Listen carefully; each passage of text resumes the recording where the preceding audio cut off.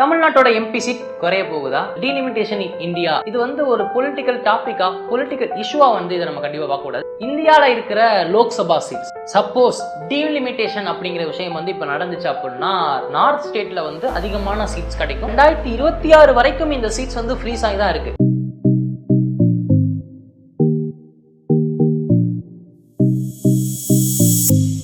ஜேசிடிவி நேயர்களுக்கு வணக்கம். தமிழ்நாட்டோட எம்பி சீட் குறைய போகுதா? நம்மளோட வாய்ஸ் பார்லிமெண்ட்ல கேட்காம இருக்க அதிகப்படியான வாய்ப்பு இருக்கு அப்படின்னு சொல்றாங்க. அதாவது டீலிமிட்டேஷன் இன் இந்தியா அப்படிங்கிற ஒரு இஷ்யூ தான் வந்து இப்போ ட்ரெண்டிங்கா பேசிட்டு இருக்கக்கூடிய, பல இடத்துல டிபேட் பண்ணிட்டு இருக்கக்கூடிய ஒரு விஷயமா இருக்கு. ஸோ அதை பத்தி தான் இந்த வீடியோவில் பார்க்க போறோம். ஸோ மறக்காம இந்த வீடியோ ஃபுல்லா பாருங்க, மறக்காம ஜேசிடிவி சேனலை சப்ஸ்கிரைப் பண்ணிருங்க. டீலிமிட்டேஷன் இது வந்து ஒரு பொலிட்டிக்கல் டாபிக்கா, பொலிட்டிக்கல் இஷ்யூவா வந்து இதை நம்ம கண்டிப்பாக பார்க்கக்கூடாது. இது வந்து ஒரு மிகப்பெரிய ஒரு விஷயங்கள் இதில் அடங்கியிருக்கு அப்படிங்கிறதான் தெரிஞ்சாகணும். சொல்ல போனோம் அப்படின்னா நம்ம ஸ்டேட்டோட வாய்ஸை டிசைட் பண்ணக்கூடிய ஒரு விஷயமா தான் வந்து இந்த டீலிமிட்டேஷன் அப்படிங்கிற விஷயம் இருக்கு. ஃபர்ஸ்ட் டீலிமிட்டேஷன்னா என்ன அப்படிங்கிறத பார்க்கணும். அதாவது இந்தியாவில் இருக்கிற லோக்சபா சீட்ஸ், அதாவது எம்பி சீட் அப்படின்னு சொல்லுவாங்க, மக்களோட பாப்புலேஷனை பேஸ் பண்ணி இந்த சீட்ஸை டிஸ்ட்ரிபியூட் பண்றது தான் டீலிமிட்டேஷன் அப்படின்னு சொல்லுவாங்க. எக்ஸாம்பிளுக்கு ஒரு ஸ்டேட்ல அதிகமான பீப்புள் இருந்தாங்க அப்படின்னா அங்க அதிகமான எம்பிஸ் இருப்பாங்க. இதே ஒரு ஸ்டேட்ல கம்மியான பீப்புள் இருந்தாங்க அப்படின்னா கம்மியான பீப்புள் இருப்பாங்க கம்பேர் டு, அதாவது ஹையான பாப்புலேஷன் கூடிய ஸ்டேட்டை கம்பேர் பண்றப்ப. இதுதான் வந்து ஒரு சிம்பிளா சொல்லலாம். இது வந்து ஒரு ஃபேரான சிஸ்டம் தான் தியரியில. இந்தியாவில் லாஸ்ட்டாக ப்ராப்பராக நடந்த டீலிமிட்டேஷன் வந்து 70s டைமில் வந்து நடந்திருக்கு. கிட்டத்தட்ட 1971 சென்சஸ் பேஸில் 42 அமெண்ட்மெண்ட் ஆஃப் இந்தியா கான்ஸ்டிடியூஷன் மூலமாக இந்த லோக்சபா சீட்ஸை வந்து ஃப்ரீஸ் பண்ணாங்க. ஆல் ஓவர் இந்தியாவில் 543 லோக்சபா சீட்ஸ் வந்து ஃப்ரீஸ் பண்ணியிருக்காங்க. இப்போ இந்த டீலிமிட்டேஷன் அப்படிங்கிற விஷயம் வந்து ஏன் இஷ்யூவாக பார்க்கப்படுது அப்படின்னா 543 லோக்சபா சீட்டை வந்து இப்போ 850 லோக்சபா சீட்டா மாற்றணும் அப்படிங்கிறது வந்து சொல்லிட்டாங்க. இதான் வந்து ஒரு மிகப்பெரிய இஷ்யூவா வந்து பார்க்கப்படுது. எம்பிஸ்கள் அதிகமான சேவைகள் நடக்கும், ஸோ மக்களுக்கு ரொம்ப பயனுள்ளது அப்படின்னு வந்து நம்ம எல்லாரும் நினைக்கலாம். பட் இங்கே வந்து ஒரு மிகப்பெரிய ஒரு சூழ்ச்சி நடக்குது அப்படின்னு தான் வந்து எல்லாருக்கும் தெரியக்கூடிய விஷயமா இருக்கு. அதிகமான சீட்ஸ் கொடுத்தா மக்களுக்கு வந்து ரொம்ப பயனுள்ளதாக இருக்குமே, அதாவது என்னென்ன தேவை அப்படிங்கிறது வந்து எம்பிஸ் தெரிஞ்சுக்கிட்டாங்க அப்படின்னா மக்களுக்கு ரொம்ப ஈஸியாக இருக்கும்னு நம்ம எல்லாம் நினைக்கலாம். பட் இங்கே ஒரு மிகப்பெரிய ஒரு சூழ்ச்சி இருக்குது அப்படிங்கிறத நம்ம தெரிஞ்சுக்கணும். சொல்கிறேன் கேளுங்க. நம்ம ஆல்ரெடி சொல்லியிருந்தோம், டீலிமிட்டேஷன் அப்படிங்கிறது வந்து மக்கள் தொகை அதிகரிக்கிறத பேஸ் பண்ணி எம்பி சீட்ஸ் வந்து இன்க்ரீஸ் ஆகும் அப்படிங்கிறது. இப்போ நார்த் சைடில் பார்த்தீங்க அப்படின்னா மக்கள் தொகை வந்து கிராஜுவலாக வந்து இன்க்ரீஸ் ஆகிட்டே இருக்கு. பட் தமிழ்நாடு இந்த மாதிரி நார்த் இல்லாமல் சவுத் ஸ்டேட்டில் பார்த்தீங்க அப்படின்னா இங்கே பாப்புலேஷன் அப்படிங்கிற விஷயம் கொஞ்சம் கண்ட்ரோல்டாக வந்து இருக்கு. ஏன் அப்படின்னா நமக்கே தெரியும், தமிழ்நாட்டில் நாம் இருவர் நமக்கு இருவர் அப்படின்ட்டு வந்து பல விஷயங்களில் வந்து பாப்புலேஷனில் கொஞ்சம் வந்து நம்ம கண்ட்ரோல் பண்ணிக்கிட்டு இருக்கோம்.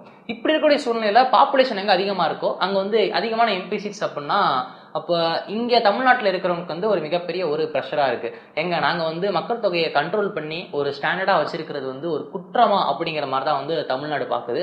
அது மட்டும் இல்லாமல் ஜிஎஸ்டிலையும் சரி, டொமஸ்டிக்காக இருக்கக்கூடிய பல விஷயங்கள்லையுமே சரி, பல இடத்துல இருந்து பொருளாதார அளவிலும் வந்து ஒரு சமூகம் வந்து எந்த வித டெவலப்மெண்ட் ஆகுது அப்படிங்கிறது வந்து தமிழ்நாடு வந்து ஒரு மிகப்பெரிய ஒரு முன்னிலை இடத்துல இருக்குது. அப்படி இருக்கிறப்ப ஒரு பாப்புலேஷனை மட்டும் பேஸ் பண்ணி இந்த எம்பி சீட்டை கொடுக்கறது வந்து இன்றைய சூழ்நிலையில சரியான்னு கேட்டால் கண்டிப்பாக சரியே கிடையாது.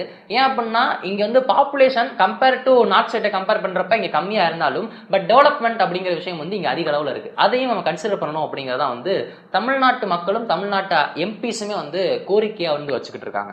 சப்போஸ் டீலிமிட்டேஷன் அப்படிங்கிற விஷயம் வந்து இப்போ நடந்துச்சு அப்படின்னா நார்த் ஸ்டேட்ல வந்து அதிகமான சீட்ஸ் கிடைக்கும். பட் சவுத் ஸ்டேட்ஸ் பார்த்தீங்க அப்படின்னா லைக் தமிழ்நாடு, கேரளா அப்படி பார்க்குறப்ப வந்து இங்கே சீட்ஸ் அப்படிங்கிற விஷயம் வந்து அதிகமாக கிடைக்க வந்து கொஞ்சம் வாய்ப்பு இல்லை அப்படின்னு தான் சொல்லி ஆகணும். பட் இந்த டீலிமிட்டேஷனுக்கு சப்போர்ட்டர்ஸ் வந்து என்ன சொல்றாங்க அப்படின்னா எந்த ஸ்டேட்ல வந்து மக்கள் தொகை அதிகமாக இருக்கும் அந்த இடத்துல தான் வந்து எம்பி இன்க்ரீஸ் பண்ணணும், அப்போதானே அவங்களுக்கு எல்லா விதமான சேவைகளும் வந்து ப்ராப்பராக வந்து கொண்டு சேர்க்க முடியும் அப்படின்னு சொல்றாங்க. பட் இங்கே தமிழ்நாடு என்ன சொல்றாங்க அப்படின்னா நாங்கள் வந்து மக்கள் தொகை கண்ட்ரோல் பண்ணது ஒரு குத்தமா அப்படிங்கிற மாதிரி தான் இப்போ கேட்டுக்கிட்டு இருக்காங்க. இப்போ டீலிமிட்டேஷன் நடந்துச்சு அப்படின்னா தமிழ்நாட்டில் என்னென்ன விஷயங்கள் நடக்கும்னு பார்த்தீங்க அப்படின்னா தமிழ்நாட்டுக்குன்னு ஒரு பவர் இருக்கு. அந்த ஸ்டேட் பவர் வந்து சென்ட்ரல் சைடு போறப்போ வந்து அந்த பவர் வந்து கண்டிப்பாக குறையும் அப்படின்னு சொல்லுவாங்க. ரெண்டாவது விஷயம் என்ன அப்படின்னா பொலிட்டிக்கல் சைட்ல இருந்து பல பவர்ஸ் வந்து இந்த டீலிமிட்டேஷன் மூலியமா குறையும். அதே மாதிரி சென்ட்ரல் கவர்மெண்ட் வந்து ஏதாச்சும் ஒரு முடிவு எடுக்கிறாங்க அப்படின்னா ஸ்டேட் கவர்மெண்ட்டை வந்து கண்டிப்பாக வந்து கலந்துரையாடுவாங்க. அது மட்டும் இல்லாமல் இது பண்ணலாமா அது பண்ணலாமா கேட்குறப்ப அங்கே வந்து வாக்கெடுப்பு இல்லை அப்படின்னா மெஜாரிட்டி பேஸ் பண்ணி தான் அந்த ஒரு திட்டங்கள் கொண்டு வரப்படும். அப்படிங்கிறப்ப சவுத் ஸ்டேட்டில் வந்து எம்பிஸ்கள் கம்மியாக இருந்தாங்க அப்படின்னா அவங்களுக்கு ஃபேவர் ஆகாத ஒரு விஷயத்தை வந்து நார்த் சைடுக்கு ஃபேவர் ஆகிற மாதிரி ஒரு திட்டங்கள் வருது அப்படின்னா யாருக்கு வந்து அதிகமான மெஜாரிட்டி கிடைக்கும் அப்படிங்கிறது பார்க்குறப்ப கண்டிப்பாக வந்து நார்த் ஸ்டேட்டுக்கு தான் அதிகமாக கிடைக்கும். அப்படிங்கிறப்ப இந்த மாதிரியான விஷயத்துலையுமே வந்து ஒரு சென்ட்ரல் டிசிஷன் எடுக்கிறப்பையும் வந்து தமிழ்நாட்டுக்கான ஒரு பவர் வந்து கண்டிப்பாக குறையும். சரி ப்ரோ, இப்போ டீலிமிட்டேஷன் பற்றி இவ்வளோ கிளியராக சொல்லிட்டீங்க. அப்போ அது பயனுள்ள அப்படின்னா மக்கள் யாரும் சேர்ந்து ப்ரொடெஸ்ட் பண்ணலாம, ஏன் கட்சி தலைவர்கள் மட்டும் பண்ணணும், ஏன் எம்பிஸ் மட்டும் பண்ணலான்னு கேட்டிங்கன்னா, இந்த டீலிமிட்டேஷன் அப்படிங்கிறது வந்து மக்கள்லாம் சேர்ந்து எதிர்க்கக்கூடிய ஒரு விஷயம் கிடையாது. அது மாதிரி இது வந்து ஒரு எலெக்ஷன் கிடையாது. ஓட்டு போட்டு இல்லை இது பிடிக்கல, இது மக்களுக்கு வந்து பயனுள்ளது இல்லைன்னு சொல்றதுக்கு. ஏன் அப்படின்னா இது வந்து லோக்சபா சீட்ஸ் அப்படிங்கிறப்ப இந்த டீலிமிட்டேஷனுக்குன்னு கவர்மெண்ட் வந்து ஒரு கமிஷன் டிபார்ட்மெண்ட் வந்து செட் பண்ணுவாங்க. ஸோ அதன் மூலியமாக தான் வந்து எத்தனை எம்பிஸ் எங்கெங்கே என்னென்ன விஷயங்கள் வந்து இம்ப்ளிமெண்ட் பண்ணலாம் அப்படிங்கிற விஷயத்தை வந்து இங்கே டிசைட் பண்ணுவாங்க.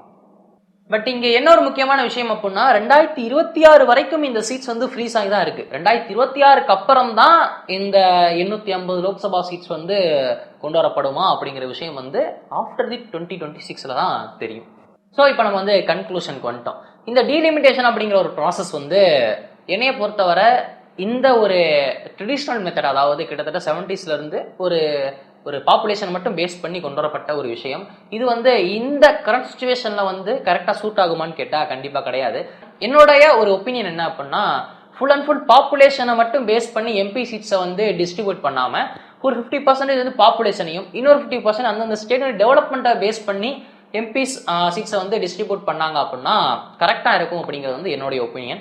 உங்களுடைய ஒப்பீனியன் என்னங்கிறத கீழே கமெண்ட் பண்ணுங்க. மேபி வந்து இது வந்து தமிழ்நாட்டுக்கு இல்லை அப்படின்னா சவுத் ஸ்டேட்டுக்கெல்லாம் வைக்கக்கூடிய ஒரு மிகப்பெரிய ஒரு இன்ஜஸ்டிஸா அப்படிங்கிறதா வந்து இன்றைய ஒரு நேரத்தில் வந்து எல்லா நியூஸ் சேனல்லையும் ஒரு டிபேட்டை வந்து வச்சுக்கிட்டு இருக்காங்க. பல இடத்துல வந்து மறு வரையறை வந்து அகற்றப்பட வேண்டும் அப்படின்னு பல இடத்துல சொல்லிக்கிட்டு இருக்காங்க. பட் இதனுடைய ஃபைனல் ஆஃப்டர் தி 2026ல தான் என்னன்னு தெரியும். பட் உங்களுடைய ஒரு கருத்து என்ன, இது வந்து நல்லதா இல்லை அப்படின்னா இதில் இந்த விஷயங்கள் பண்ணாங்க அப்படின்னா இன்னும் நல்லா இருக்கும் அப்படிங்கிறது உங்களோட ஒப்பீனியன் என்னங்கிறத கீழே கமெண்ட்டில் சொல்லுங்கள், நானும் பார்த்து தெரிஞ்சுக்கிறேன். ஸோ இந்த வீடியோ வந்து உங்களுக்கு ரொம்ப யூஸ்ஃபுல்லாக இருக்கும்னு நம்புறேன். இந்த வீடியோ உங்களுக்கு பிடிச்சிருக்கா அப்படின்னா மறக்காமல் லைக் பண்ணுங்கள், உங்களோட ஃப்ரெண்ட்ஸ் ஃபேமிலிக்கு ஷேர் பண்ணுங்கள். நன்றி, வணக்கம்.